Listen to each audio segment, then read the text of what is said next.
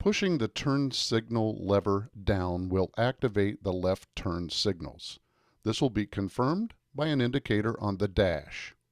More importantly, the signals on the outside of the vehicle on both the front and on the rear of the vehicle will be activated, letting drivers know your intention to turn. Flipping the lever up will activate the right turn signals. Here in Southern Ohio, we rarely use turn signals. Our advice: get rid of them. Firmly grip the handle, break it off. It is now surplus equipment and may be disposed of.